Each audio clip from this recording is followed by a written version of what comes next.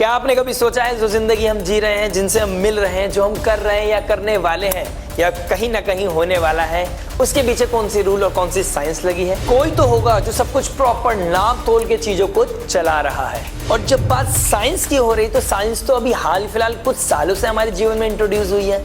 वही डिस्कवर किया है जो पहले से अवेलेबल था, यानी मौजूद था। तो उससे पहले जो हुआ, जो मिला, जो किया, वो क्या था? तो मेरे बेटे, मेरा पार्टनर, मेरे माँ बाप, वही क्यों? आप क्यों नहीं? या मेरे पड़ोस वाले चाचा क्यों नहीं? तो यहाँ समझ में आता है कोई है, कोई सुप्रीम पावर, सुप्रीम लॉर्ड, कोई ऐसी एनर्जी जो सिस्टमेटिकली सब कुछ प्रॉपर चला रही है कि जिसके साथ क्या होने वाला है, किसके साथ क्या होगा, किसके साथ क्या हो रहा है, ये पहले से ही निर्धारित है। और इन सब तथ्यों को जानने के लिए हमको जुड़ना पड़ता है एक ऐसी पावर, एक ऐसी सोर्स, ऐसी ओरिजिन से जिसको हम बोलते हैं एस्ट्रो साइंस, एस्ट्रोलॉजी, यानी कि ज्योतिष। तो आइए इस ज्योतिष के माध्यम से, इस ग्रह गोचर की चाल से इनको कैलकुलेट करते हुए जानते हैं कि आने वाला नया साल यानी कि 2025 हमारे जीवन में क्या प्रभाव लेके आ रहा है और हमारे जीवन में क्या क्या घटित होने वाला है। Wake up to reality. Richter scale पर भूकंप की तीव्रता 7.1 मापी गई है। कई Dubai airport planes plowed through floods. कि एक विशाल एस्ट्रॉइड तेजी से पृथ्वी की तरफ बढ़ रहा है और जल्द ही इससे टकरा सकता है।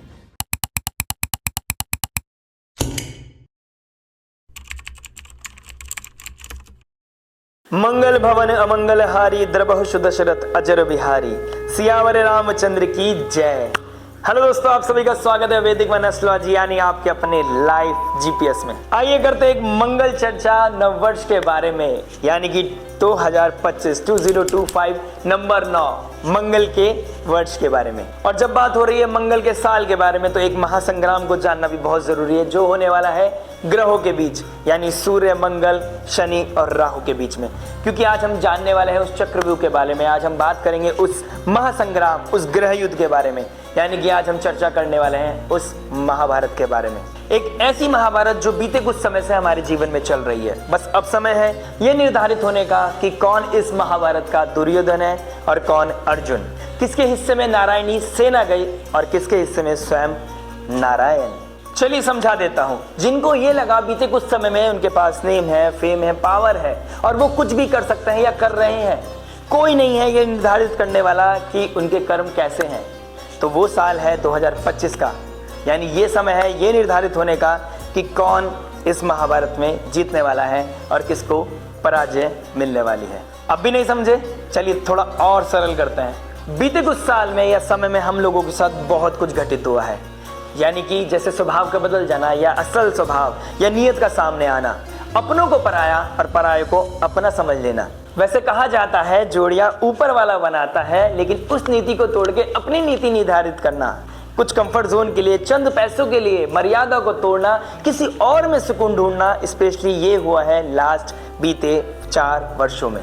और एक तरफ जिसने अपनी डूबती नैया के समय में भी, परीक्षा के समय में भी नारायण का साथ नहीं छोड़ा, धर्म का मार्ग नहीं छोड़ा, अपनों का साथ नहीं छोड़ा, विश्वासघात हो गया लेकिन सब कुछ झेला विश्वास के साथ कि भगवान उसके साथ है, वो धर्म और कर्म पर चलता रहा।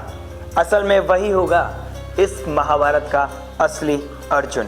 ये युद्ध और ये ऑब्सेशन चल रहा है पिछले बीते 4 वर्षों से, जब से शनि मकर राशि अपनी ही राशि में गोचर किया और डायरेक्ट एस्पेक्ट किया इमोशन से भरी कर्क राशि को, यानी कि हमारी इनर पीस को खराब करना, हमारे आंसू को बिल्कुल सुखा देना, टर्मोइल चलना, एक द्वंद्व चलना, अपनों के भीतर एक लड़ाई होना, क्लैश होना। और उधर केतु का तुला राशि में गोचर करना। तुला राशि जो हमारी मैरिड लाइफ को दिखाती है, हमारी पब्लिक इमेज को दिखाती है, वहां पर सब चीज तोड़ना, उस कगार पे लेके आना, यानी कि रिश्तों में बहुत बड़ा गैप आना।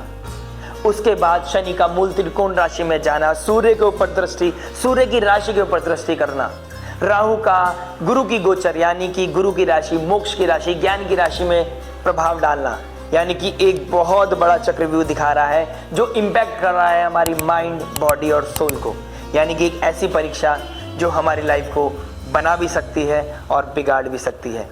और दूसरी ओर केतु बैठे हैं हमारे प्रारब्ध के घर में, जो बंधन से मुक्त करना चाहता है, जो भी हमारी लाइफ में टॉक्सिक है, तामसिक है, जो भी इम्प्रैक्टिकल है, उसको कट ऑफ करना चाहता है। वो चाहता है कि हम इस बंधन के, प्रारब्ध के बंधन के फेर से बाहर निकल आए। लेकिन जो हमारा फोकस है वो राहु की तरफ है, माया की तरफ है।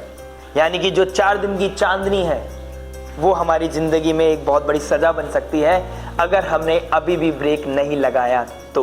आइए थोड़ा सा एस्ट्रोलॉजिकली समझ लेते हैं, ग्रहों की चाल को समझ लेते हैं। 2025 भले से ही मंगल का वर्ष होने वाला हो, लेकिन इस साल बहुत बड़ा गोचर होने वाला है। यानी कि शनिदेव जो कर्म के दाता है वो जा रहे हैं मीन राशि, यानी कि जल तत्व राशि में, जो काल पुरुष कुंडली के हिसाब से 12वीं राशि होती है, जहां से हम मोक्ष को भी देखते हैं और जहां से हम देखते हैं कारावास को।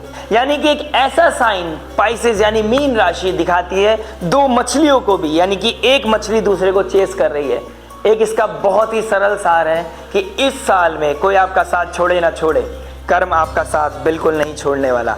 जैसा कर्म वैसा फल मिलना निर्धारित है 2025 में। और इसी राशि के अधिपति हैं देवगुरु बृहस्पति, जो गुरु ज्ञान के कारक हैं, विजडम के कारक हैं, नॉलेज के कारक हैं, एक्सपेंशन के कारक हैं। लेकिन इसी राशि में उच्च के हो जाते हैं शुक्राचार्य, यानी कि शुक्र ग्रह। और शुक्र ग्रह जिसके डोमेन में आती है रिलेशनशिप, लव, रोमांटिसिज्म, यानी कि देखने की बात है गुरु की राशि में शुक्र का उच्च हो जाना, यानी कि सही शुक्र वही जो बंधन से बंधा हो, एक ऐसा पवित्र रिश्ता जो सोल से कनेक्ट हो, ना कि मोल से। और ट्विस्ट की बात यह है कि इसी राशि में बीते 1.5 वर्ष से गोचर कर रहे हैं यहाँ पर मायावी राहु, जो एक छलावा है, जो एक ऑब्सेशन है, एक इल्यूजन है, यानी कि कंप्लीट माया है।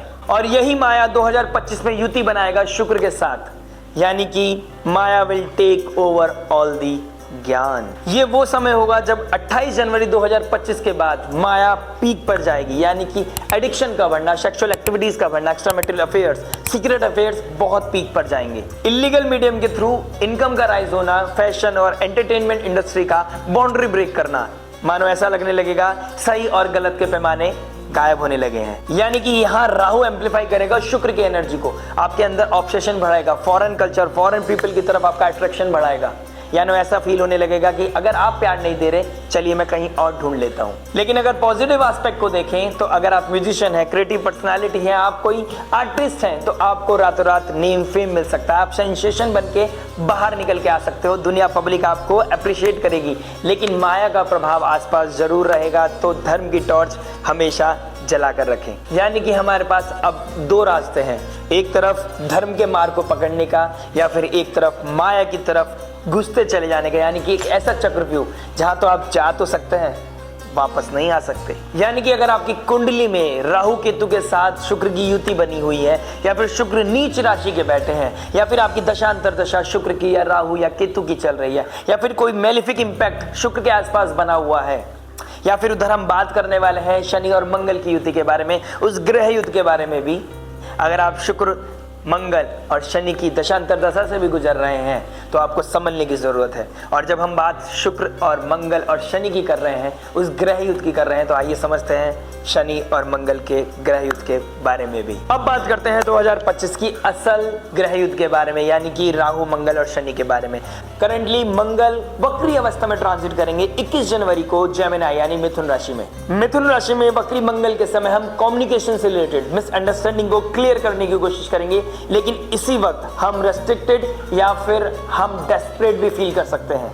यानी कि ये वो समय है जब हम भाव में बहकर, यानी कि बहुत ज़्यादा इमोशनल होकर या बहुत ज़्यादा उग्र होकर, एग्रेसिव होकर हम कुछ डिसीजन लेने की कोशिश करेंगे, कुछ आउट ऑफ द बॉक्स जाने की कोशिश करेंगे। वही हमारे जीवन को बहुत बड़ा ट्रांसफॉर्मेशन लेके आएगी। यानी कि सही गलत की मर्यादा को तोड़कर हम कुछ ऐसा करने की कोशिश करेंगे जो हमको बस चाहिए, यानी कि सही गलत से परे प्लेजर को हम मुक्ति समझकर एक माया की तरफ भागेंगे, एक वॉलेटाइल सिचुएशन में जाएंगे, अपनों को पराया और पराये को अपना समझने लगेंगे। एक ऐसा कमिटमेंट करेंगे जो शायद बहुत इम्प्रैक्टिकल है, लेकिन हमको लगेगा यही सत्य है, यानी कि यही भगवान है। क्योंकि 2025 में कुछ स्थितियां ऐसी बन रही हैं जो दिल को तोड़ भी सकता है, और उसी में वो पावर है जो दिल को जोड़ भी सकता है।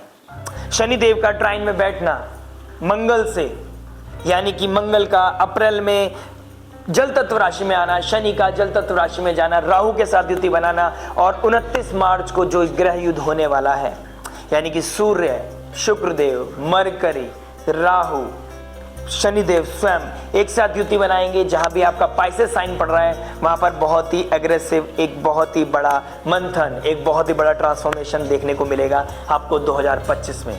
और ये योग बनाएगा मंगल से नवम पंचम का योग। और पहले शनिदेव को मंगल जल तत्व राशि नीच राशि से एस्पेक्ट कर रहे थे जब बैठे थे शनिदेव अपनी मूल त्रिकोण राशि कुंभ राशि में।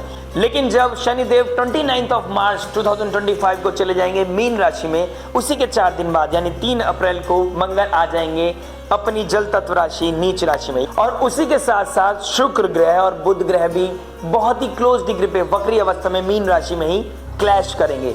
यानी कि इसी राशि में एक ग्रह हो जाता है उच्च के और एक ग्रह हो जाते हैं नीच के। साथ शनिदेव और राहु दोनों एक दूसरे के साथ क्रॉस करेंगे, सेम डिग्री पर युति बनाएंगे। तो इसका प्रभाव जल तत्व राशि पे बहुत ज्यादा देखने को मिलेगा। जैसे कि कम्युनिकेशन सेक्टर में बहुत बड़ा बदलाव, डिजिटल मीडिया में ट्रांसफॉर्मेशन, कुछ बैन होना, इमोशनल अप एंड डाउन होना, रिलेशनशिप का डिस्क्लोज होना, economic uncertainty, social unrest, environmental disaster, तेज हवाओं का चलना, सुनामी का आना, वाटर रिलेटेड डिजीज का निकल के आना, सोशल मीडिया पे एक्सप्लॉइटेशन होना और किसी बड़े इन्फ्लुएंसर की डेथ का न्यूज मिलना, ये सब होगा 2025 में। कुछ हायर अथॉरिटीज जो पावर में है, कुछ सोशल मीडिया को, टेक्नोलॉजी को जो कंट्रोल करते हैं, उनकी फ्रेंडशिप बिल्कुल भी सही नहीं है ह्यूमैनिटी के लिए। यानी कि एक वो मैसेज है कि आने वाले बदलाव, आने वाला एक वॉर, आने वाला एक ट्रांसफॉर्मेशन आपके लिए क्या लेके आ रहा है, एक ऐसी सुनामी जो पूरी दुनिया को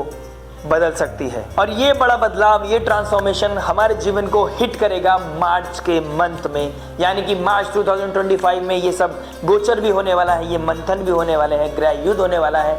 और इसी महीने में लगने वाला है चंद्र और सूर्य ग्रहण। ये गोचर, ये युद्ध, ये समय काल बिल्कुल भी आम नहीं है, अनयूजुअल नहीं है। यानी कि मान के चलिए बहुत बड़ा रीसेट और बहुत बड़ा ट्रांसफॉर्मेशन लेके आ रहा है 2025। और यही समय होगा जब हमें हनुमान जी की आराधना करनी चाहिए, नरसिंह कवच का पाठ करना चाहिए, जिससे कि हम ये मेलेफिक इम्पैक्ट जो हम लोगों पर पड़ने वाला है उसको हम कहीं ना कहीं मिनिमाइज कर सकें, नलीफाई कर सकें। क्योंकि पिछले कुछ समय में हमसे कुछ गलतियां ऐसी हुई कि हम मर्यादा को लांघ गए, मद्दी को मानो ताले लग गए हों, आपसी तालमेल तो इतने बिगड़ गए कि मानो कोर्ट कचहरी और डिवोर्स तो खेल बन गए। लेकिन अभी भी समय है, अभी भी मौका है हमारे पास खुद को बदलने का, खुद को रिफाइन करने का। क्योंकि हमारे पास एक मौका है 2025 में अपने पैशन को, अपने एक्शंस को बदलने का, जो चीज़ें बिगड़ गई थी उसे ठीक करने का। लेकिन उसके लिए हमको बहुत डीप लेवल पे अपने आप को कंस्ट्रक्ट करना पड़ेगा। एक कलेक्टिव एफर्ट के द्वारा ही हम 2025 को अपने अनुकूल बना सकते हैं। थोड़ा आगे बढ़ते हैं। मई 2025 में 2 बड़े ग्रह अपनी चाल बदल रहे हैं। यानी कि राहु केतु अपनी राशि परिवर्तन कर रहे हैं कुंभ राशि और सिंह राशि में। साथ ही साथ देवगुरु बृहस्पति भी अपनी राशि परिवर्तन कर रहे हैं। लेकिन फिर जो अनयूजुअल चीज देखने को मिलेगी 2025 में वो ये कि जो देवगुरु बृहस्पति एक साल यानी कि 13 महीने में एक राशि का परिवर्तन करते थे, वो 2025 में 5 महीने 4 दिन के अंदर राशि परिवर्तन कर लेंगे। यानी कि गुरु का अतिचारी होना दिखाता है उसी काल को जो महाभारत में भी था, जो वर्ल्ड वॉर के समय में भी था। यानी कि माया को कंट्रोल करने का समय है, अधर्म के ऊपर धर्म की जीत होने का समय है, जो सत्य है वो सबके सामने आने का समय है। यानी कि प्रकृति अपना खेल खेलने के लिए तैयार है, बस हमें तैयार रहना है कि हम किस कैटेगरी में आते हैं। इसका प्रभाव ये देखने को मिलेगा कि हमारे अंदर स्पिरिचुअलिटी बढ़ने लगेगी, हमारी आस्था कहीं ना कहीं बढ़ने लगेगी, भगवान पे, ईश्वर परमात्मा पे विश्वास हमारा बढ़ने लगेगा। कहीं ना कहीं मंदिरों में जो भेदभाव था आम जनता और वीवीआईपी के बीच में, कहीं ना कहीं उसके लिए एक जनता आवाज उठाने लगेगी। इन्फ्लुएंसर जो थे, जो नेगेटिविटी फैलाते थे धर्म को लेकर, उनका कहीं ना कहीं क्लीन स्वीप होने वाला है। और जो सब्जेक्ट मैटर एक्सपर्ट नहीं है वो कहीं ना कहीं धूमिल होने वाले हैं। और जहां 18 मई को राहु केतु गोचर करेंगे सिंह राशि और कुंभ राशि में, वहीं मंगल गोचर कर रहे होंगे अश्लेषा नक्षत्र में, गंडांतर जोन को क्रॉस कर रहे होंगे, फिर दोबारा से अपनी राशि परिवर्तन करने की स्थिति में होंगे। और जब केतु के साथ सिंह राशि में युति बनाएंगे, फिर दोबारा दृष्टि डालेंगे शनिदेव पर, कर्म के कारक शनि देव पर। और ये वो समय होगा जब मिस कम्युनिकेशन के चक्कर में आकर, इमेच्योरिटी की वजह से कुछ वॉलेटाइल सिचुएशन बनेगी, नीचक रिएक्शन आएंगे और यही समय लेके जाएगा हमें वॉर के अंदर। यानी कि दिस इज द मोमेंट जब हम चक्रव्यूह में जा चुके होंगे, क्योंकि मंगल खुद एक फायर है, ऊर्जा से भरे प्लैनेट है। प्लस केतु के साथ युति बनाएंगे तो केतु अपने आप में एक फायर है, और दोनों युति कहां बना रहे हैं? अग्नि तत्व राशि यानी सिंह राशि में। और मंगल अब नीच राशि में नहीं होंगे तो अपने आप को पावरफुल महसूस करेंगे, यानी कि बहुत समय से जो नीच राशि में चल रहे थे, अक्टूबर 2024 से अब ये समय आया है जब मंगल देव फुल फ्लैज लड़ने के लिए तैयार है। मतलब मोटिवेशन, फायर प्लस वायलेंस, यानी military and world war is on cards. ये तो हो गई जियोपॉलिटिकल सिनेरियो की बात। पर्सनल लेवल की बात करें, construction, car accident, fire related events, कोई निजक रिएक्शन देना, जमीन से रिलेटेड, रियल एस्टेट से रिलेटेड कोई इंसिडेंट आपकी लाइफ में चल रहा है तो कहीं ना कहीं वो अब आंख पकड़ सकता है। So we have to be bit more cautious at this time, यानी कि अपनों का ध्यान रखना, अपने एक्शंस का ध्यान रखना, अपनी एनर्जी का ध्यान रखना। नो निजक रिएक्शन, जितना शांत रहेंगे उतना आपके लिए अच्छा होने वाला है, क्योंकि 28 जुलाई के बाद जब मंगल केतु की युति से बाहर निकलकर कन्या राशि में गोचर करेंगे, फिर वही समय होगा जब शनि और मंगल दोनों एक दूसरे के सामने होंगे और एक दूसरे को दृष्टि डाल रहे होंगे। यानी कि 2025 में महासंग्राम चलता ही रहेगा, ये द्वंद्व, ये युद्ध चलता ही रहेगा शनि और मंगल के बीच में। यानी 14 मार्च को शुरू हुआ ये युद्ध समाप्त होने की कगार पर होगा 21 सितंबर 2025 में। यानी कि ये 6 महीने बहुत बड़े बदलाव, ट्रांसफॉर्मेशन और रिसेट बटन को दिखा रहे हैं। यानी कि हम चाहें तो इस पावर को पॉजिटिवली यूज भी कर सकते हैं। एक ऐसी ऊर्जा, अगर हम अपने आप को संयम के साथ, नियम के साथ, साधना करते हुए धर्म के मार्ग पर चले तो हमारे जीवन में पॉजिटिव बदलाव आना लाजमी है, और इस बदलाव का असर हमें आने वाले कई साल तक जनरेशन टू जनरेशन देखने को मिलेगा। यानी कि अगर हम रूल्स को फॉलो करते हुए, उसको एनर्जी को अलाइन करते हुए जीवन में आगे बढ़े तो वही ऊर्जा हमारे घर को रोशन भी कर सकती है और वही ऊर्जा हमारे घर को राख भी कर सकती है। यानी कि ओल्ड पैटर्न को कट करके हमारी लाइफ को न्यू बिगनिंग्स की तरफ लेके जा सकती है।